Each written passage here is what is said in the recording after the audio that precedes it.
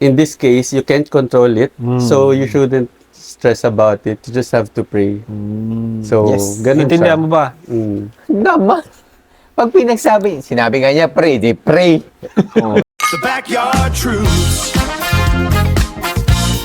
The backyard truths. The backyard truths. The backyard Hindi ka ba nagkukuk? Ha? Nagkukuk ka? Nagkuko naman ako eh. Nainggit ako sa iyo eh. Hindi. Pangiwi na nga isa eh. Nagkala na siya nag-express. Ako may sorry.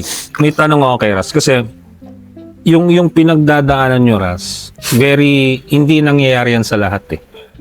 Ang pinaka-general is may mag-asawa, tapos may pinagdadaanan sila na regular marriage couple problems, transitions, pero hahaluan mo yun ng, let's say for example, yung situation yun na meron kayong struggle sa pagka-baby.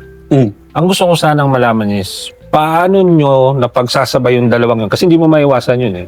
Yung ito, tapos yung sarili nyong Buhay. baby As a partners. struggle. Paano nyo na-uplift yun? Kasi kailangan yung lagpasan yun eh. Paano nyo, how do you go forward and say, hindi, kaya natin to as, let's push together, let's move forward, let's strive to... We consider it as part of our journey na magkasama kami. Nakagandahan kasi if may asawa ka, you have a partner for life na lagi kayong magkasama. Witness ako sa lahat ng versions niya, witness siya sa lahat ng versions ng katulad ko.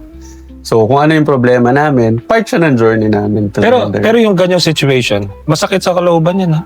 Yung hindi ka makabuo, may kita mo, mga tropa mo, may mga anak. Tapos hindi ba yung frustration, hindi ba siya yung parang nakaka-bring down na parang ang hirap mag-move forward o ang hirap to say, kaya natin to. Ano kasi siya, syempre, kailangan mo rin isipin na may kanya-kanyang biyahe ang mga tao.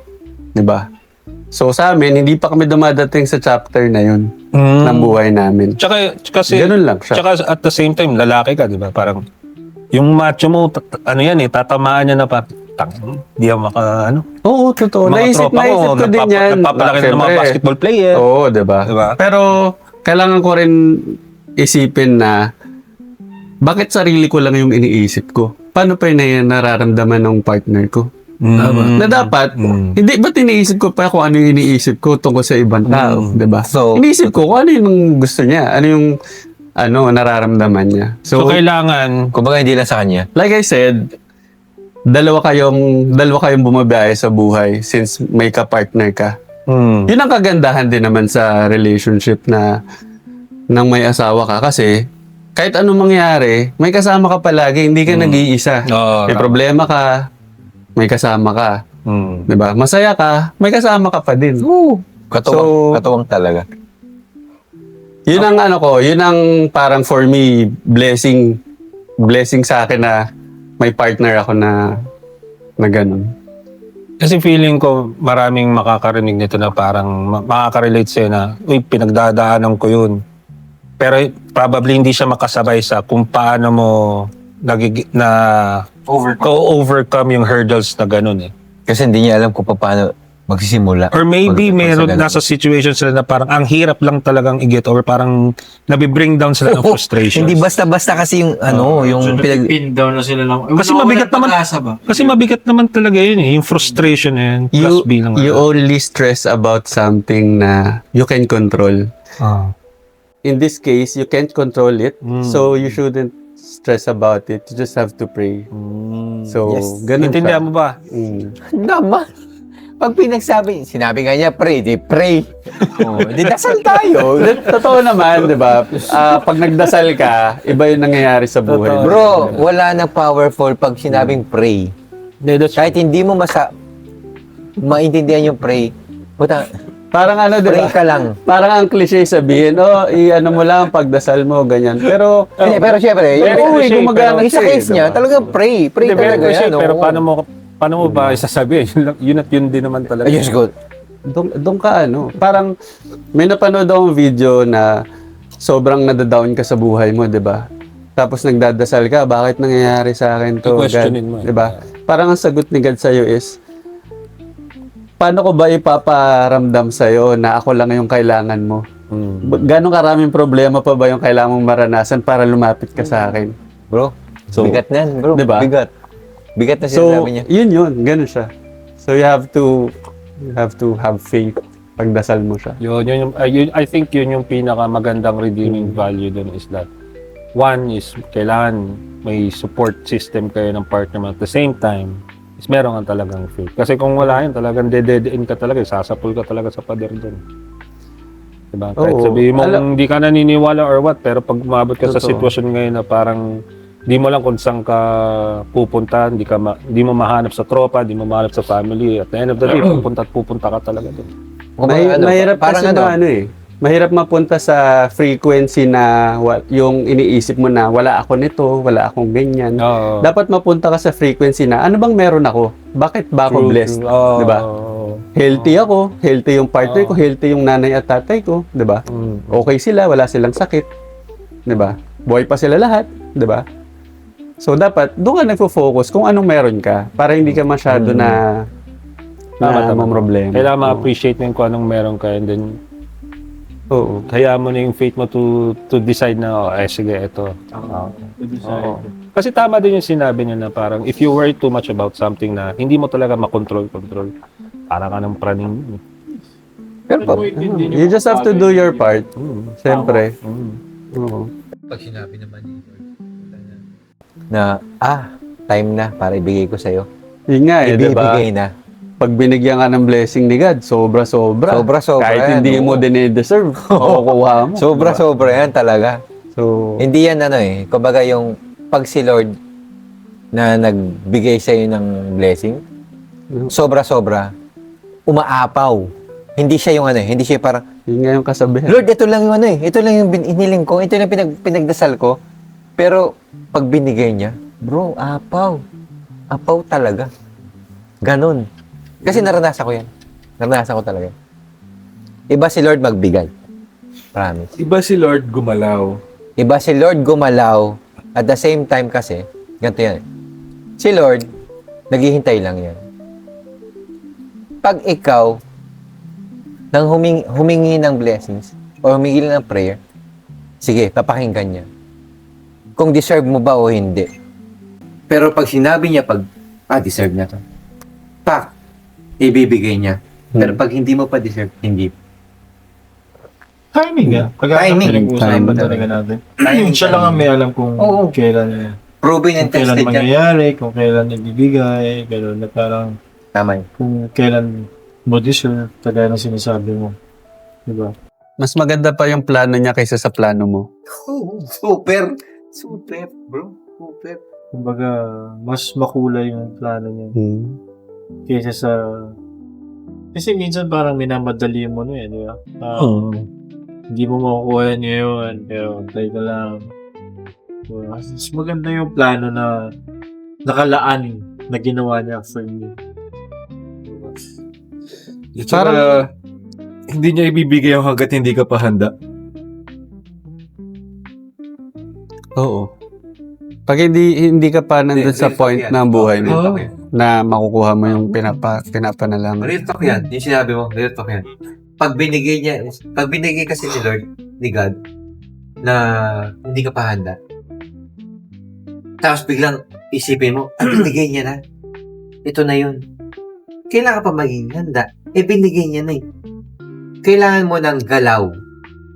Hindi siya yung parang, hindi, binigay ni Lord yan para Matuto ka. subukan ako. Hindi. Binigay niya yan para katukin ka na.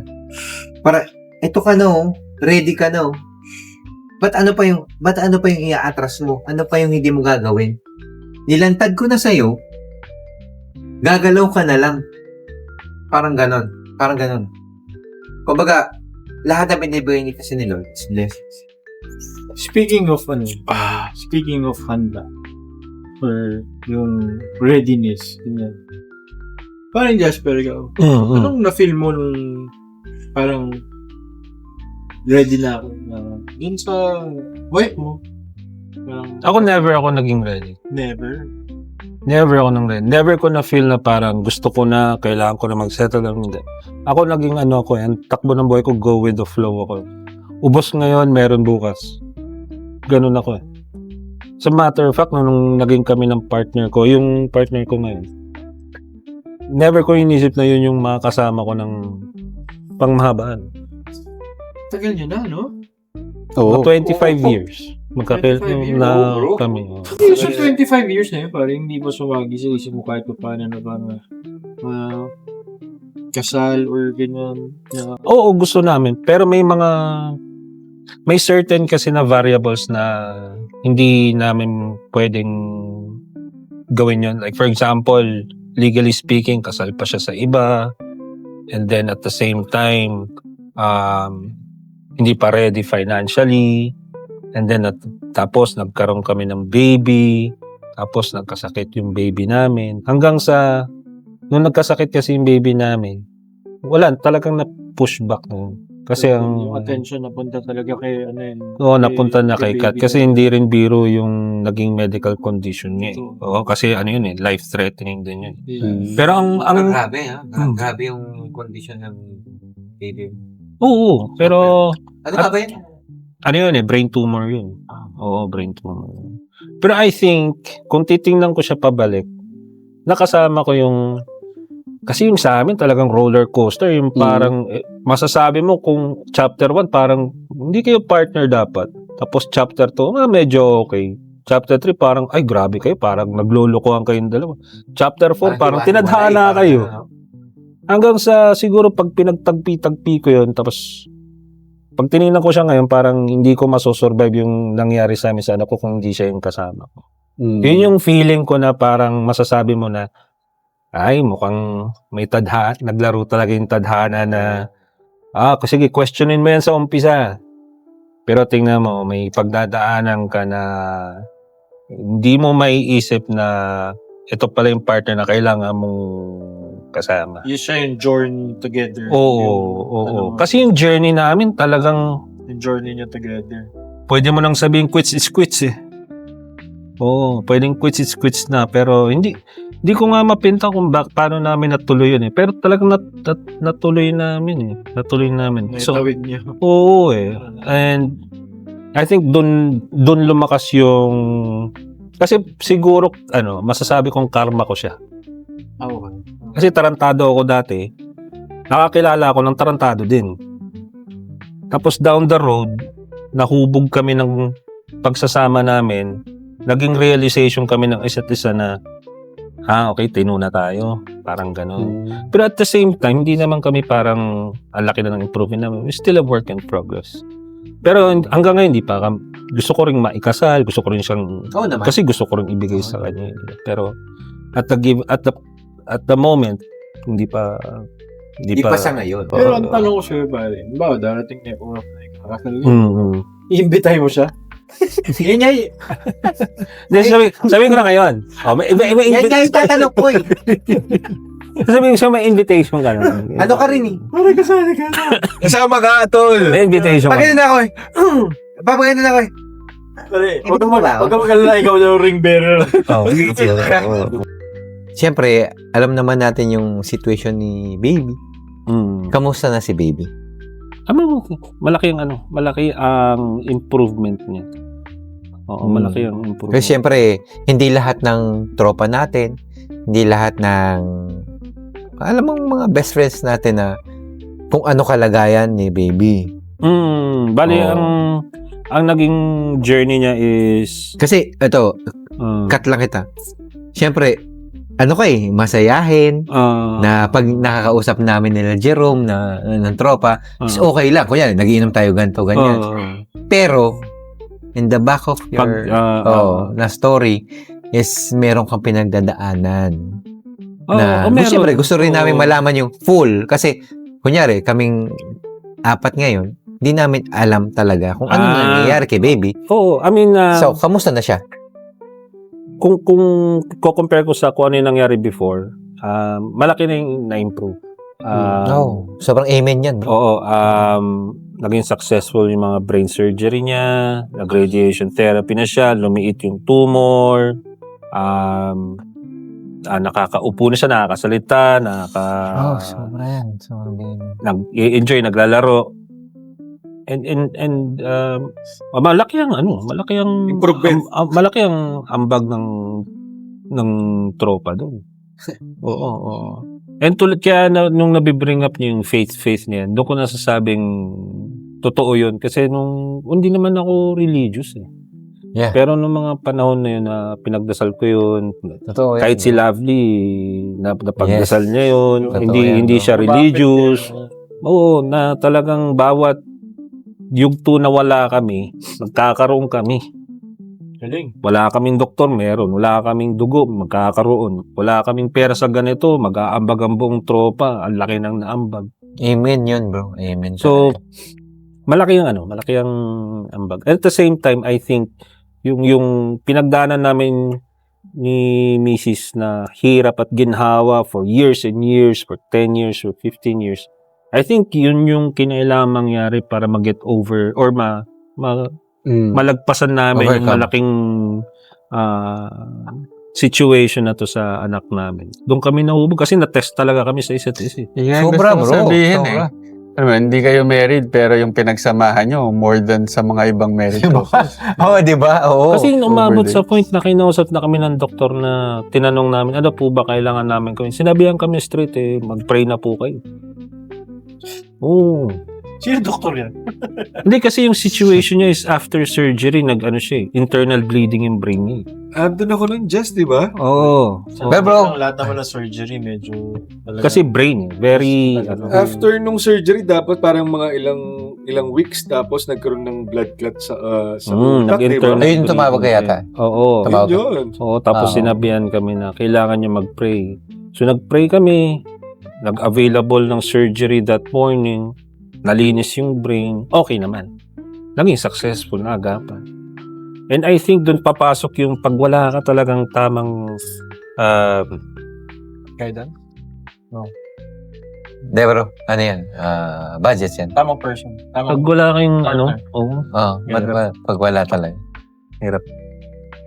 I know, So, yun, ngayon, alam ko yan. yung ganyan, di ba, recovery pa rin siya, di ba? So recovery, improving, so and monitoring at the same time. Paano yung pasensya nyo, pare? Siyempre, parang palitan kayo niya, tulungan kayo dapat, di ba? Yung itatapon nyo talaga yung sarili nyo schedule. Pili ko ano yan, parang kung ba sa 100%, siguro nasa sila 200%. Kumbaga, para hindi maubos yung yung 100%. itetest talaga dito Paano patients sila mo. nagtutulungan ba? Schedule kami ng ikaw dito, ako dito, ikaw sa Time talaga. paggawa ng food. Time. Kasi kailangan namin mag-alat ng time para sa gawaing bahay, pero kailangan rin namin mag-alat ng time para sa kanya. So, talagang time management yun. 70% sa kanya eh. Oo, kung kaya 70% kung sa ang kanya. 90, 95 yan eh. oo. Pero I think kailangan mo ring i-mix ng parang kailangan maging sane ka pa rin. Kasi mahirap maging robot kasi baka ma-burnout. Kasi mahirap eh. May times na mafu-frustrate ka eh. Kasi naghahanap ka ng result na hindi mo kagad makita. So kailangan may boses kang maririnig sa partner mo na hindi pa ganyan kasi. Hintayin mo lang. And Kasi- you are the one who's doing it? Back and forth kami. May times Parehas. may times na naaasar na ako na parang hindi kaya mo yun eh. Minsan pinipilit ko yun. O yung parang minamadali Oo, mo na eh, parang, no? hindi kaya mo yun. Kasi andun yung parang fatherly figure na, hindi, push mo. Tapos sasabihin ni Mrs. na, give it time. Tapos may time naman na ganun din siya. Sasabihin ko, teka lang. Iba kasi Hindi instinct pa rin. ng wife eh. Oo. Ng nanay. So I think yung up and down namin, although Strong. very rocky, I think yun yung nagpatibay sa amin. The backyard truths. The backyard truths.